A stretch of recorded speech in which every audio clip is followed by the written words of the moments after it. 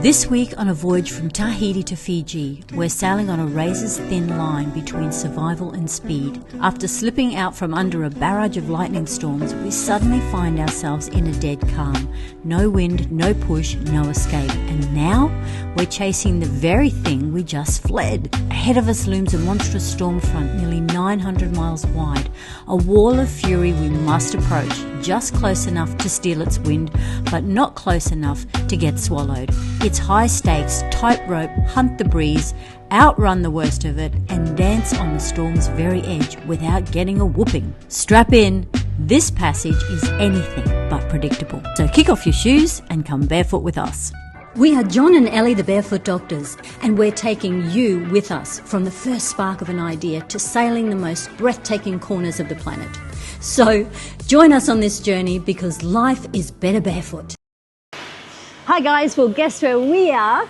We're in Dubai at the Portofino shipyard looking at the boats, but very excitingly we are organising a meetup for anybody in Dubai who wants to come and see the boats and meet up with us. So Saturday the 22nd of November at 2 p.m. we'll be here and everybody locally is invited if you want to come down, but we do need you to let us know if you're coming just to allow for numbers.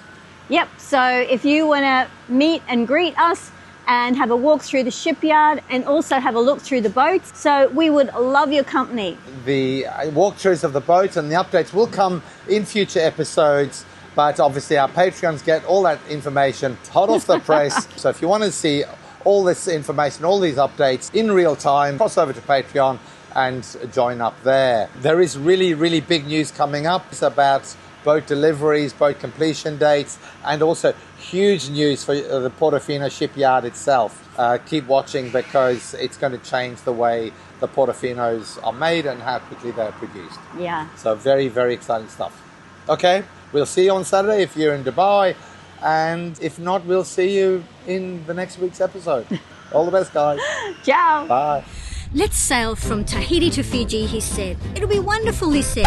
He lied. There was lightning storms. There was a massive 900-mile storm right in front of us, right where we needed to go. Yeah, 50 knot winds, 5 metre seas. We did not want to be in that. In the last episode, you came with us through that lightning storm where there was lightning hitting the sea close to the boat at least 2 or 3 times, with thunder so loud that you could feel it in your chest and the boat physically rocked. Of course, the irony of all of that is that we sailed out of that lightning into almost calm waters, and we had to try to find wind to be able to get out of the way of the next oncoming storm. So guys, just a reminder to like, subscribe and ding the notification bell because then you get notified when a new video comes out. We're on day 2 and we're struggling to find wind because you can see this very big calm patch there, which unfortunately as we go forward expands into more and more space. We've come about 130 nautical miles so far, just under a day. The distance between these two lines is 300 miles, so it'll take us another day to get to there. But unfortunately, the calm patch is getting bigger and the wind is receding away from us. So this was all caused because of obviously delays with customs causing us trouble. So we are still going to have to be heading towards this band of wind and hopefully we catch the end of it and able to speed up as it goes away. A few days later, Saturday, time you see how this calm patch extends to the south, and we've really got to aim to get into this band of wind here. Which is due west of us. We're going sort of south, a little bit south of west, but once we get the wind, we'll veer back up and follow that band of wind. As we move forward, you see this intensifies, and this is in the direction we are going. So what we have to do with this, once we get wind, what we have to do is either cross in front of it before it passes us, or stay above it. We don't want to go through the middle of it. Depending on our progress will determine the course we take a few days before that comes. After that, it's all nice trade winds from what I can see. So we just have to get to Tonga to get the owner of the boat, Rich, to the plane because he has to start work again, which is one of the unfortunate realities of life. This is today, tomorrow might be different. We are aiming for that band of wind and we'll see how we go. So we are making our own hand lines. stainless braided line, loop, wire. We cut, we put another loop at the other end. We will put swivel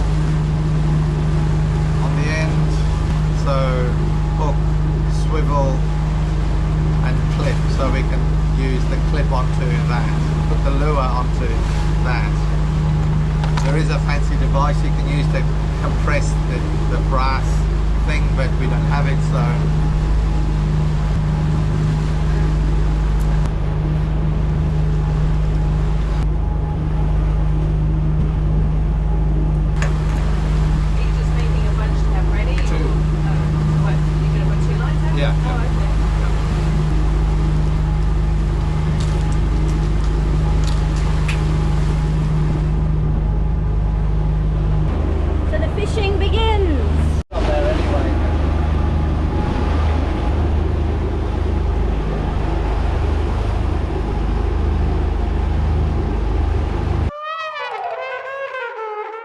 on the morning of the third day, and it's my turn to do the 6 to 10 shift, so I get the sunrise. Look at that, isn't that lovely?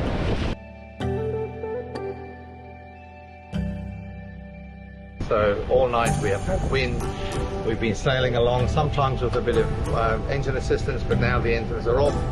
The wind is around 14 or 15, and we've been doing 7.5 at 8 knots. This boat, with all the weight we've got on board, seems to be sailing at about half the wind speed. So as it drops down to 12 knots, we do about 6 knots.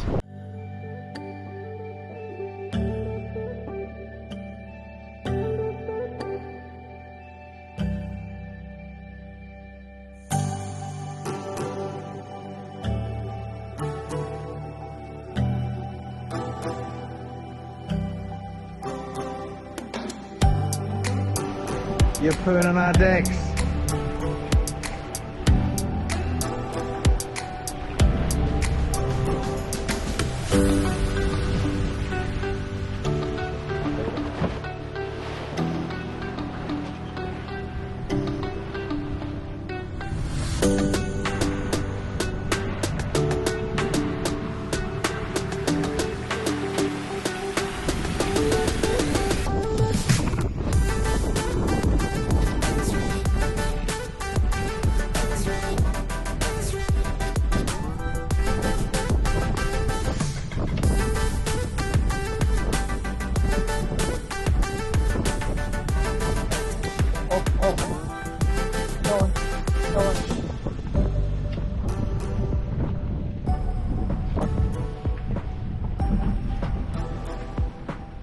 Come on, baby. We're sailing! What you doing? Making lunch. Well, I'm making garlic butter at the moment. Stir fry today with garlic breads and chicken. So this is the typical day on passage. Everyone has a turn on the roster to prepare lunch. This is usually the main meal, when we mostly try and all eat together. Beck's making lists and more lists.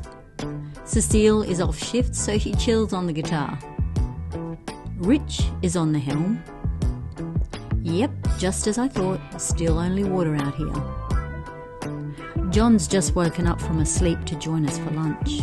And sometimes when things get a little monotonous, a meal can become the main event. And as for Ellie, I have no idea where she is.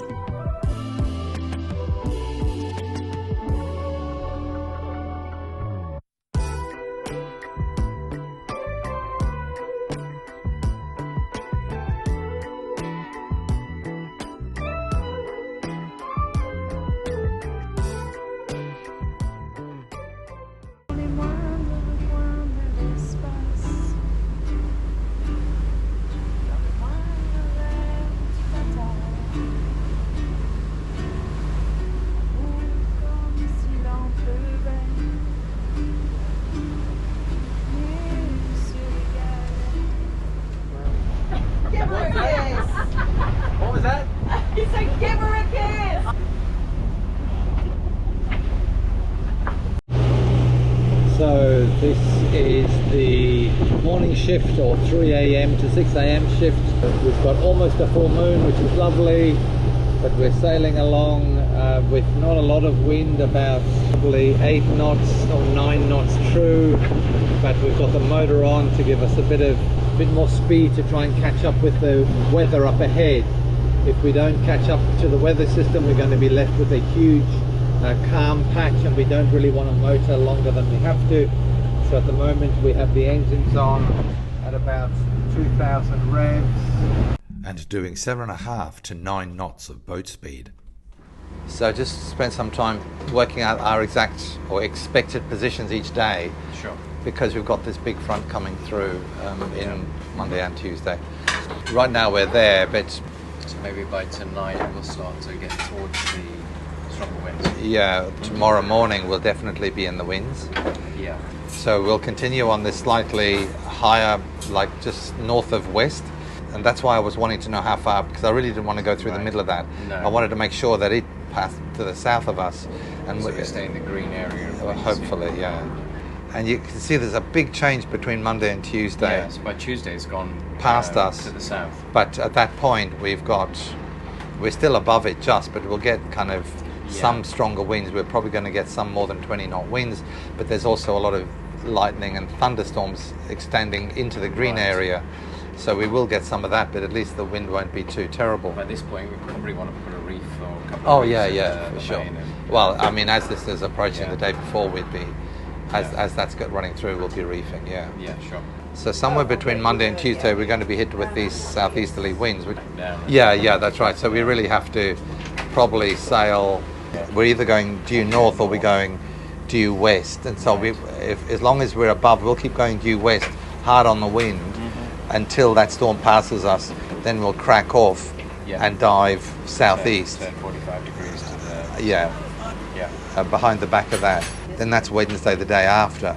So everything's moved away, and once we cross this calm patch, we get into this again southeasterly winds blowing us on the right, and that's the trade winds coming back in, because it's just this day between Monday and Tuesday that we have to watch where the edges of that really bad winds are. So the plan's going to work out, right? Yeah, changes. No, so we're basically doing what we might have to make changes if it starts going in a different direction. So fingers crossed, big horrible front area does to us, but it looks like we're keeping above it.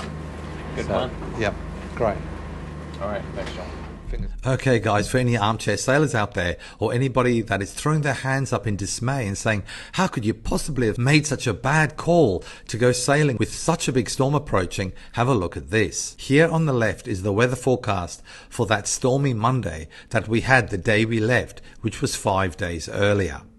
On the right hand side is the weather for the actual day, and as you can see it is like chalk and cheese. On the left is a mild 20 to 30 knot wind covering only a small area, but the actual weather was 40 to 50 knots, gusting higher with waves of 4 to 5 meters. So this is the reality of what you face when you go sailing, with the weather forecasts often being completely wrong, even if you check multiple models. So my belief, guys, is that you need to have the confidence that you can cope with your boat through a big storm if it ever occurs. Of course, you will try your damnedest to make sure it never happens, but unfortunately, the more you sail, the more likely this is going to happen at some stage or another.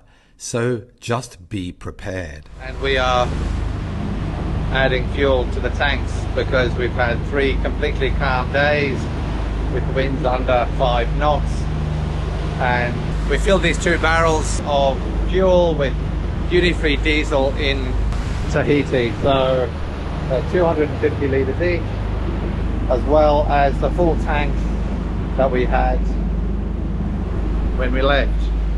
So we were down to about 40% in one tank and 25% in the other tank, so a lot of fuel we've burnt in this these 4 days. Because we're approaching a storm, I wanted the tanks to be, these barrels to be emptied as much as possible, because I don't want half a ton of diesel being bashed around and pulling on the stainless steel verticals, which obviously might harm them. So my logic was I want this to be light, I want the fuel to be in the tanks, not outside, and put less strain on all the gear, because we don't know how rough it's going to get. We have an old broom stick.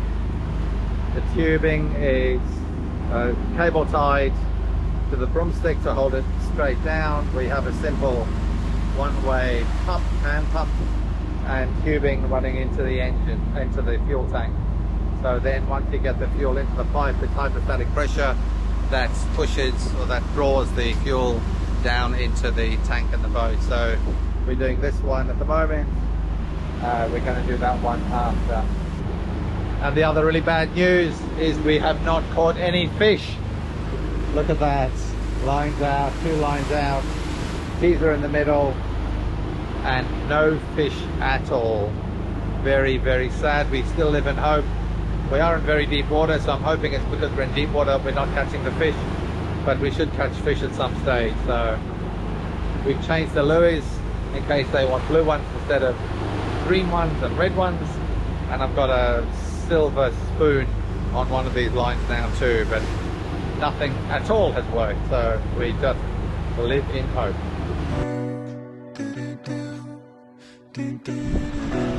Okay, masks, snorkel, fins. We are in the middle of the Pacific. Nothing to see for hundreds of miles. But Rich is going for a dive to check the props. Lucky me.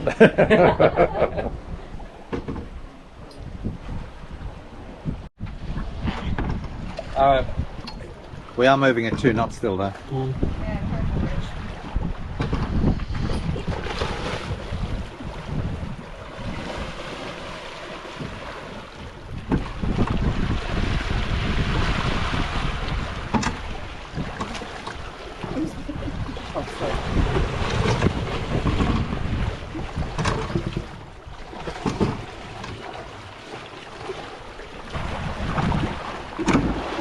Feels like a current, doesn't it? Yeah, it's a strong, I mean 2 knots is a good speed.